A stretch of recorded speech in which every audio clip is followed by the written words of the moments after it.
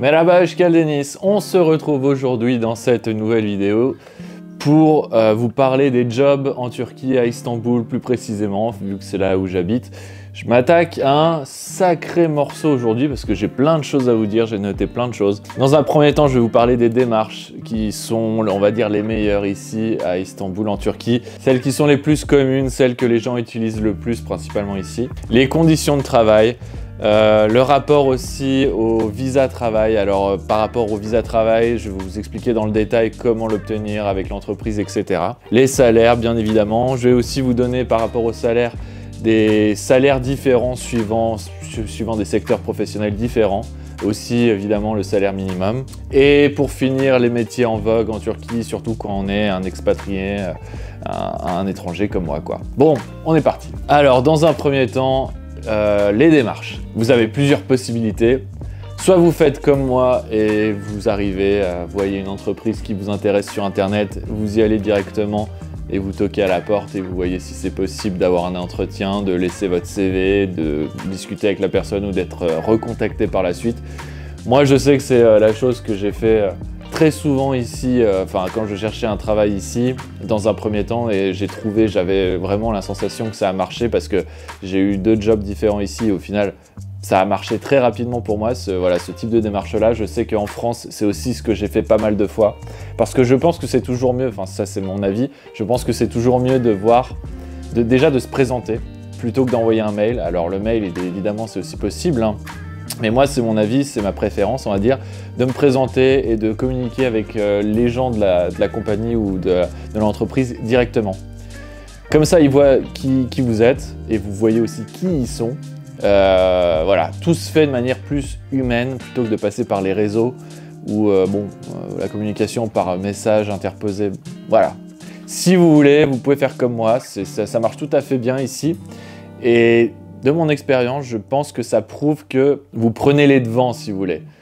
Ça prouve ça, en tout cas, ça montre que, je pense, vous en voulez aux recruteurs. Après, ça va dépendre aussi de ce que vous dites aux recruteurs, hein, mais je pense que c'est vu comme un bon point de venir et de se présenter, et donner son CV et faire en sorte qu'on montre qu'on est intéressé, souriant, etc. évidemment. Sinon, alors j'avais noté d'autres choses. Sinon, vous avez toujours l'option LinkedIn qui est très très utilisée ici en Turquie pour trouver un travail. Je sais que c'est le cas aussi quand je suis resté 1 mois et demi, 2 mois au Mexique.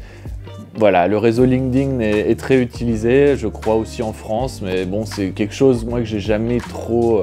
j'ai toujours mis un peu de côté, hein, pour vous dire. Mais bon, ça existe, et c'est là, et beaucoup de gens l'utilisent. Et moi, sans l'avoir utilisé, j'ai eu plein de retours de gens que je connais qui me disent qu'ils l'utilisent tout le temps. Donc voilà. Il y a évidemment aussi les groupes d'expats, que moi, pareil, je n'ai jamais utilisé, ou très très peu, c'était vraiment pour...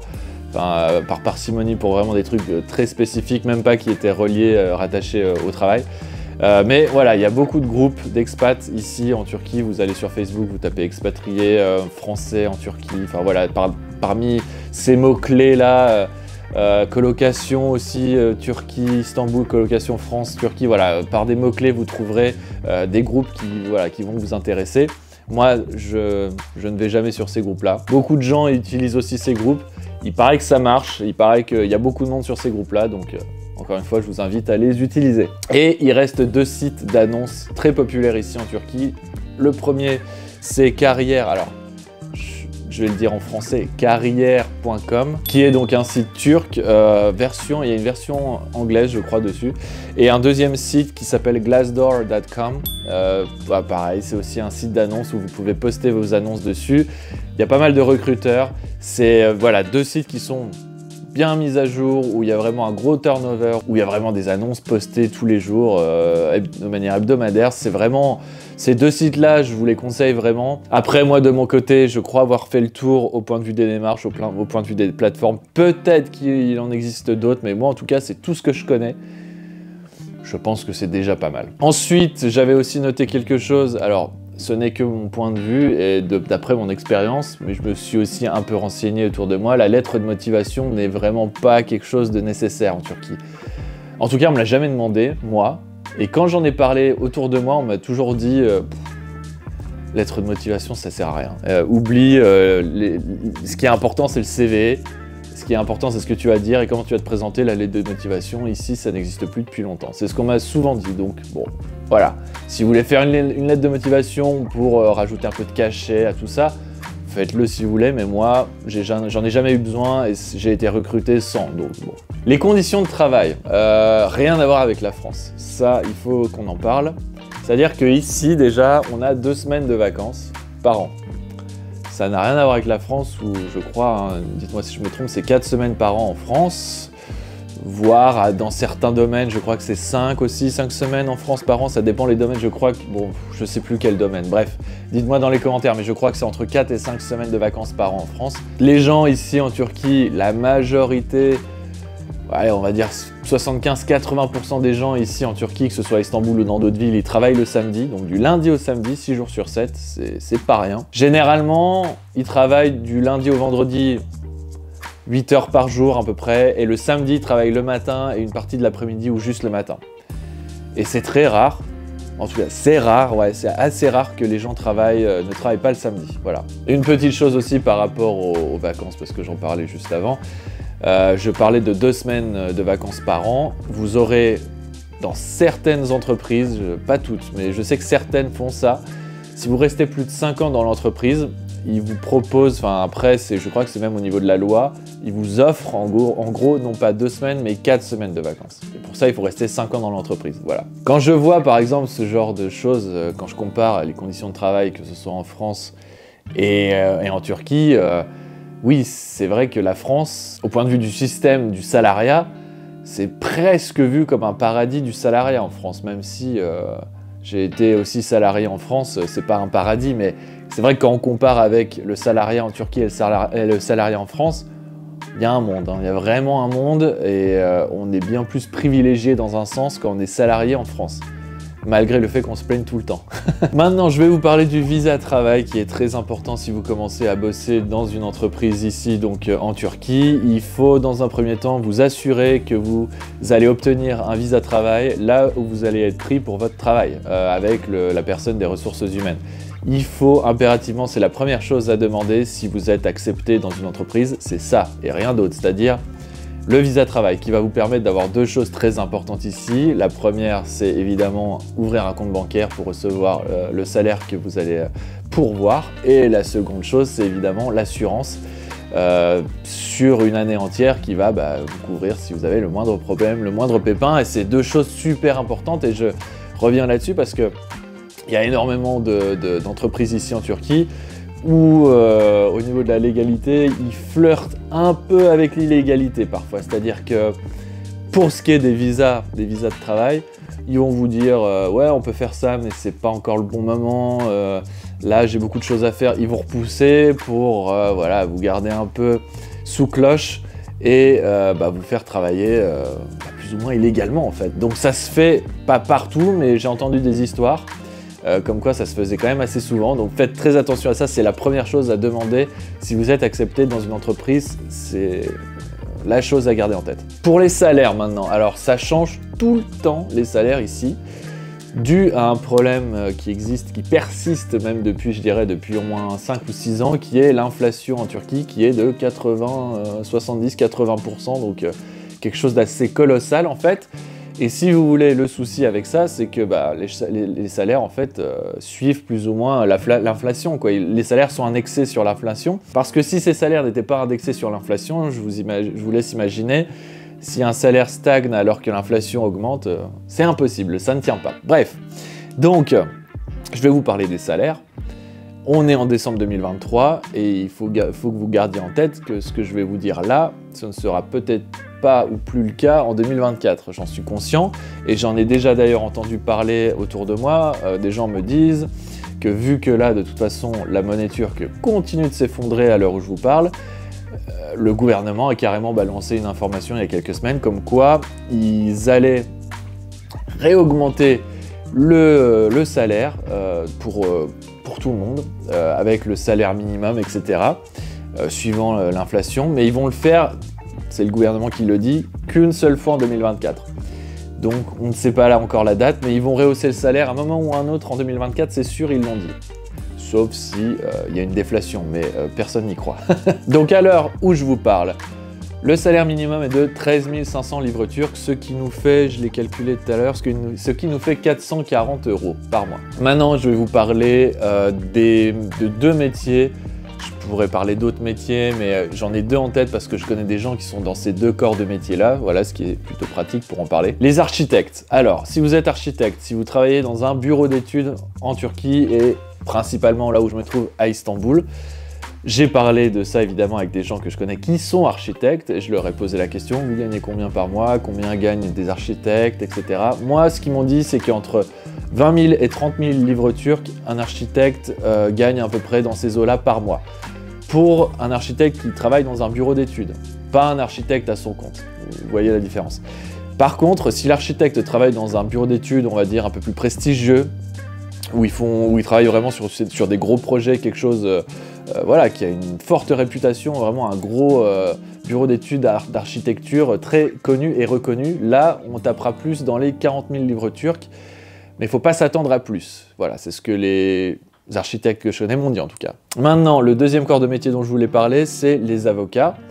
Les avocats ici gagnent entre 20 et 35 000 livres turcs, encore une fois à Istanbul, ce qui peut être très différent d'après ce que j'ai entendu à Ankara ou à Izmir. Donc voilà, moi je parle vraiment principalement d'Istanbul là. Même si le salaire minimum, il est partout pareil en Turquie, comme je vous disais 13 500, ça varie d'un corps de métier à l'autre après quand vous touchez un salaire qui est au-dessus. Donc les avocats gagnent entre 20 et 35 000 livres turcs par mois ici à Istanbul en Turquie. Et ils ont aussi des suppléments, quand vous êtes avocat, vous avez des suppléments, vous avez des bonus qui se rajoutent à votre salaire fixe. Donc vous avez par exemple des primes en espèces, des commissions, des pourboires, une participation aussi aux bénéfices du dossier si vous l'avez gagné ou non. Voilà, ce qui fait que avec toutes ces primes, avec toutes ces commissions, etc. engrangées, vous pouvez de temps en temps, en tant qu'avocat ici à Istanbul en Turquie, gagner jusqu'à 86 000 livres turcs. Mais ça, évidemment, eh ben, ça varie beaucoup, suivant les dossiers que vous aurez, si vous les gagnez ou pas, etc., etc.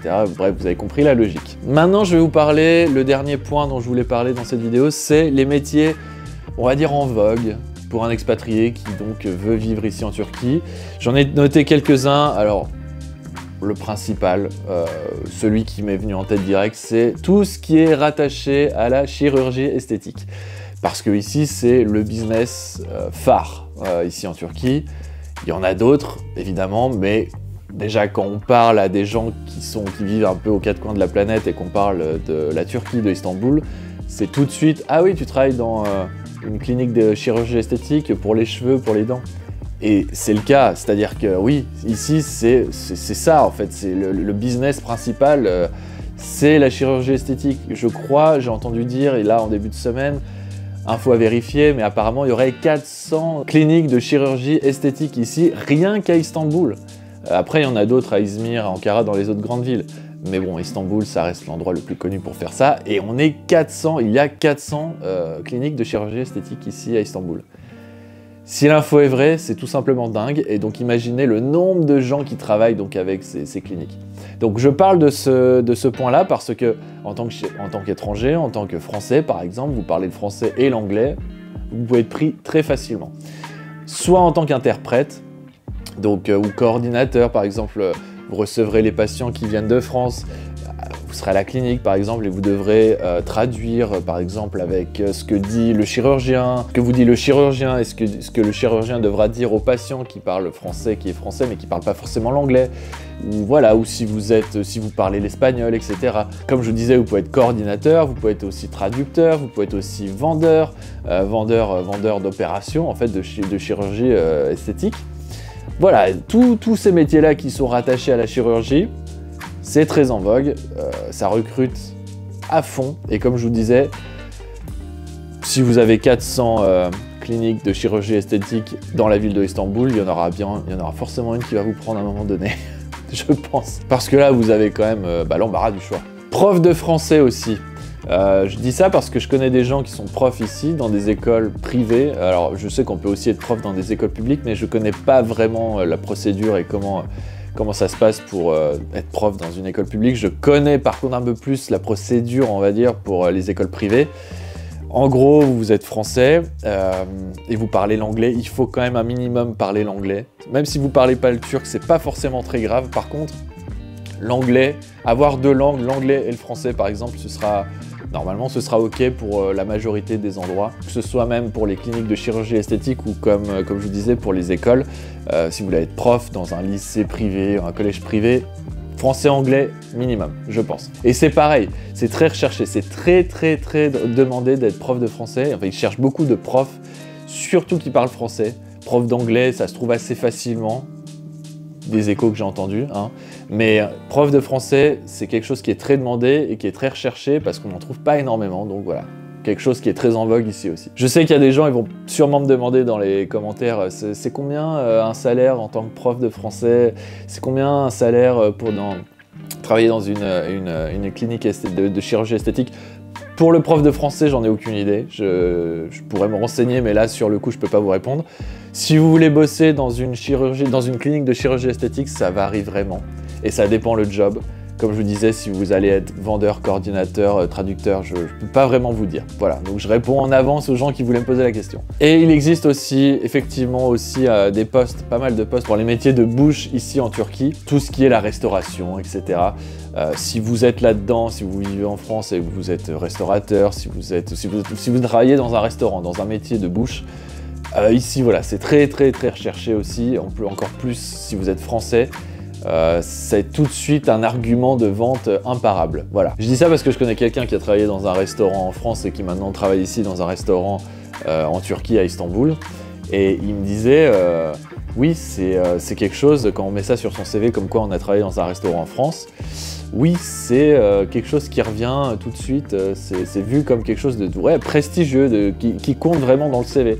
Donc si vous êtes dans ce secteur-là, mentionnez bien que voilà, vous avez travaillé en France dans ce domaine-là, ça peut que vous apporter des retours positifs. Voilà, je crois que c'était tout.